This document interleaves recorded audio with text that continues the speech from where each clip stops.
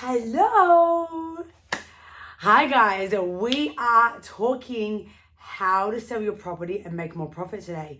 So stay tuned. We have another episode of Monday Morning Insights coming to you right now.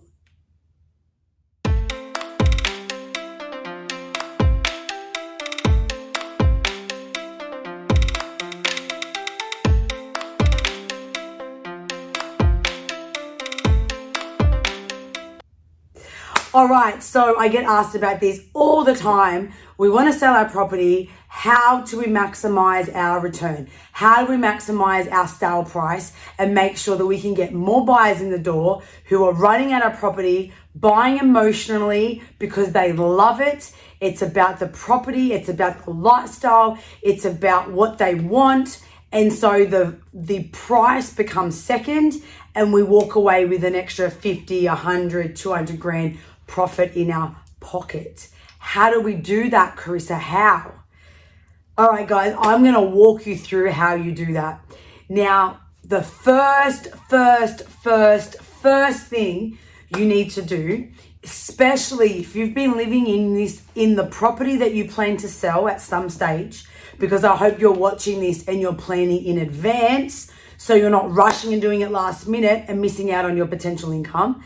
So I'm hoping you're watching this going, what is our plan for this year? I'm hoping that you're already on top of watching our previous insights. So you've already thought about what's my property goals for 2023. I've got 5 properties. I need to sell one. Which one? When do I want to sell it? Is there a tenant in there? Do I need to do some work? And going through your list. I want to buy one. I want to flip one. What is your property journey this year? Now, we're going to go straight and dive into you want to sell it. What do? The first tip I can possibly give you that will help you maximize your return is you need to separate yourself from your property, especially if you've lived in there for a number of years with your kids, with your husband, with your wife, with your family, with your parents, and it's your home. You're selling it to make a profit. It's no longer your home. You need to separate yourself from it. Why? Because that's the only way you're going to be able to see it as a business transaction and remove any emotional connection you have. Because emotions clouds our judgment, clouds our mind, which means we'll spend more or we'll miss something or we'll expect this and we'll want this and it won't get the return. So it needs to have a clear and concise purpose of why you're selling. We need to make more money. We need to this, we need to that. Why? Okay, once you've navigated through your purpose, then you need to step away. This is no judgment to your property, but you need to step away from how amazing you think your property is or how this or that you think your property is. And you need to look strategically at what type of buyer would buy my property. Is it a family? Is it a downsizer, an upsizer, a young couple, a professional couple? Who is it that's going to buy your property? Then what are they looking for? Properties comparable to your property. What do they look like?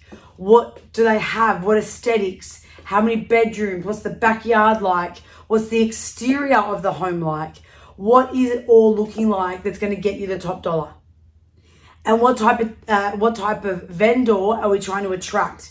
So you can target the majority of people that will walk in the door. You don't want to have 20 people in the door and put the aesthetics to what maybe the minority want, which might be 2 or 3. You want to hit the majority because the more people, the more interest, the more demand, the more price you can get, the more profit you can get, because they're fighting over the home because it ticks all their boxes. They see value in buying your property because they want it to be their home. When it's an emotional buyer, there's a disconnection from I'm buying it because it ticks this box and this box. And yeah, well, if you compare it to the one down the road, that was 3-bed, this is 3-bed. Yeah, okay. We want them running in going, OMG. Wow. I could never renovate it to look like this. I don't know how they've made the property look like. I want to buy it like this. I want to buy it with furniture. Oh, and the kids are running in and picking which is their bedroom, and Mummy, I want this room, and Daddy, I want this room, and the wife and the husband, whoever's the main cook, because I'm not going to stereotype it's the wife anymore, because there's a lot of husbands doing more cooking these days too, picking which is their favorite room. Oh my God, look at this kitchen. Look how big the island is. Look at the stone. Look at the splashback. Oh my God, the storage. Oh my God, look at this. Oh my God, they really thought about that. Look at the backyard. Look at the deck. Look at the entertainment. This is why what you do to your property, how much you spend, and knowing your purpose and who your potential vendor, who your potential buyer, can be, is what those 4 components will form to get you the best return on investment. Now, I'm going to say this, in my experience in this company, of the ups, the downs, the ups, the sideways, everything in the market, there is still always been a need to present your property at its best. There is always a return on a crappy property to an amazing property. It's how much you spend and how well you present it to wow the people coming in the door. Because then they forget, they really, really need to spend $1 million, but they really, really love it. And next minute they're asking mum and dad. Next minute they're working out how they can borrow an extra 100 grand to push their limit to 1.1. You want people coming in so in love with your home that the driver is they have to have your home. Now, in order to do that, let's recap. You need to detach from your property. So you're doing things to the property that it needs, not that you want to do, that it needs. There's also a difference. There is a difference between what aesthetically looks amazing compared to the functionality and things that you only feel when you're living there. Oh, it'd be great if there was another set of drawers. Oh, it'd be great if there was another linen closet. Oh, it'd be great if the master bedroom was just that little bit bigger, that we could get a bit more, we could fit a bigger tall boy. The visual effect of, wow, look at the flooring. Wow, look at that timber paneling. Look at that feature. Look at that alfresco from the lounge room going straight onto the deck. Look at the functionality of that kitchen. Oh my God, I'm going to want to cook in that kitchen every day.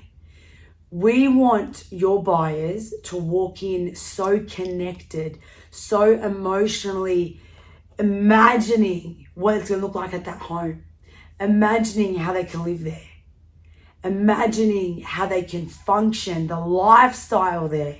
It's no longer just 4 walls, bricks and mortar. It's, wow, this place is stunning. How do we achieve that? But you can easily spend too much money if you're too attached to it. So you need to detach. Detach so you don't underspend and miss your return, and detach so you don't overspend and miss your return. There's a happy medium here, guys. You can't go, I'm going to just do this little bit and expect this big return, or I'm going to do all of this and still expect a massive return, because there'll be a cap where people will only spend so much and then it's not worth them buying that anymore. It's worth them then going up to the next level property. So you need to understand your property, understand your wishes, understand your purpose, speak to the right people. And I've spoken about this in my last insights. So guys, go back and watch insights. I post them because I want to share my expertise. I want to share my knowledge. I want to share tips that's going to help equip you on how to get more out of your property. And this episode is about how to make more profit. So let's do it. Let's make it. Please do this for you. Do this for your kids. Do this for your family. Do this for your future. Look into your property before you jump on market and get the most out of it. Guys, I'm Corissa from Refurb to Invest. It's been an absolute pleasure yet again. Like, subscribe, share this. Let your kids watch this. Let your friends, family watch this. Get them information that's going to help them know more about property and get them further ahead in their property journey, just like you. Comment, please let me know what your thoughts are on our topics. Let me know if there's any other topics that you like, and make sure you subscribe so you never miss an episode. Guys, Corissa Refurb to Invest. Happy Monday.